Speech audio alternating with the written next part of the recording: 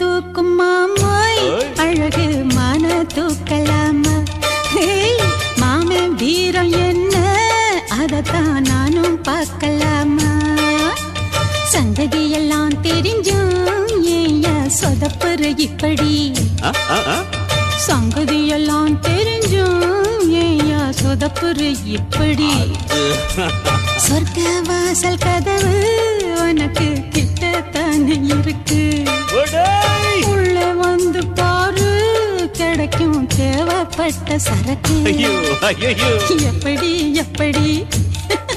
அது அப்படி அப்படி ஏய் எப்படி எப்படி அது அப்படி அப்படி